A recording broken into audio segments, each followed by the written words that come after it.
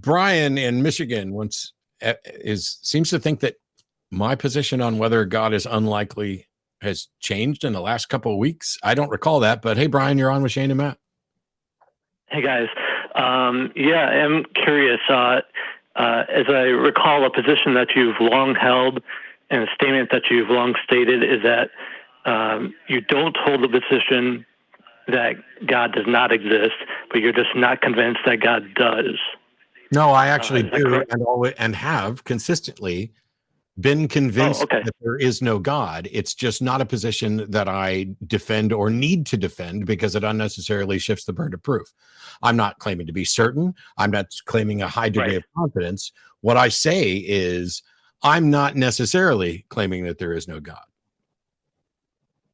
I believe that there are no gods. I believe that that is the most reasonable conclusion to reach. Okay, that's a really simple call. Then I misunderstood your position. So thank you very much for this clarification. Sure. Yeah, and it's something worth clarifying because people are like, oh, Matt's no. All I'm doing is being very specific, saying that atheism does not require the assertion that one believes there is no God. And my particular view may or may not be consistent with that, depending on definitions of belief and knowledge. Where are you at, Shane? Well, I mean, I think you said most of it, but what it comes down to for me is depending on the definition of a God. So if somebody wants to say, do you know that there isn't a God, or do you just not believe that there is one?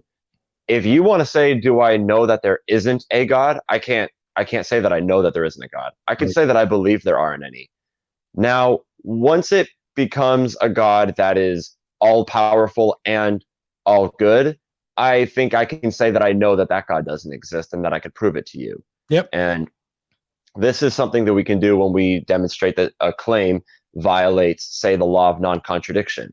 It's not that hard to do. We've all heard that common argument of if God could do anything, could he make a rock so heavy he couldn't lift it? I mean, you don't have to be a huge philosopher to think about that. And the reality is that you can't have it both ways. Yeah, I'm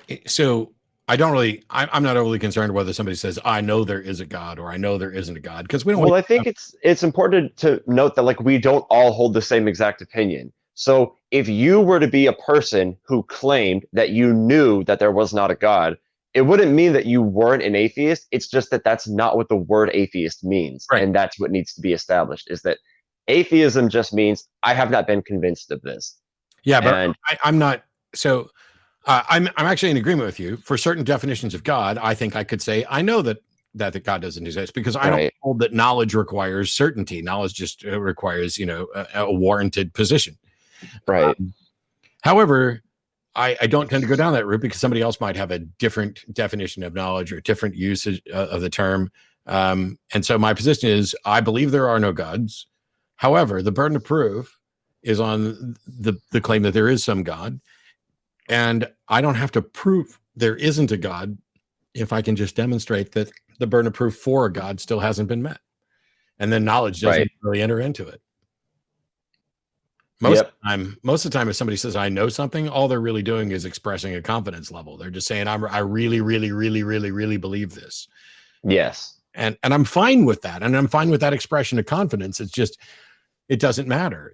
Well, it needs to be established that absolute certainty isn't the only definition of knowledge. And I see precepts do this all the time, where as soon as a person admits that they don't believe in absolute certainty, the precept at least will always go, okay, so you don't know anything. So you don't actually know anything. Yeah. And it's not what I'm saying. I don't define knowledge that way. It's one of the reasons why we can dismiss the precepts almost out of hand, because that is not consistent with any normative definition of knowledge within the philosophy of epistemology. I mean, it's not, certainty isn't an issue there. Right. I actually, I made a video a few weeks ago about this book that I read, an apologetics book called I Don't Have Enough Faith to Be an Atheist. And the book is so full of straw man arguments that I actually used the book for a video about straw man arguments. And I go on and I read, and there's just an entire chapter about this guy saying that atheists don't actually believe that they know anything. And I'm reading the whole chapter and going, nope, this author clearly doesn't understand that whoever he was talking to was explaining to him that they don't think they could be absolutely certain about anything. And he's saying that, okay, well, they're saying they don't know anything. Do they know that? And yeah, it's a silly thing to watch. Yeah. By the way, Andre, who we hung up on, called back in to complain that I'm career sizing his argument without ever having heard it. Yeah, Andre, go find yourself somebody who's actually an expert in quantum physics, present your model to them, get yourself a Nobel Prize for demonstrating God, and then call me back and tell me how fucking wrong I was. But in the meantime, it looks like an equivocation. And since none of us here have any relevant expertise to there, all it becomes is an engagement and listening to someone babble on about something that doesn't get anywhere. And I'm calling bullshit. So here's what you can do is after you prove God and go get your Nobel Prize, call back in.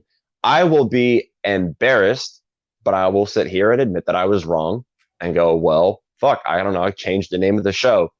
We'll have to do something else. Yeah. But you go and you prove that and you come back. I think it's funny that Andre thinks that in the 15 years I've hosted this show, this is the first time I've heard entropy versus information presented. Oh, he's got a novel one. Cool. We want actual, like, let's make a case that is supported by evidence and not one that begins with an equivocation that information and information theory could be God. Right. You know, you're coming up with a definition of God that is completely atypical, non-standard. Or was it the same caller who earlier said God is the physical realm? Oh, well, by that definition, I believe in God.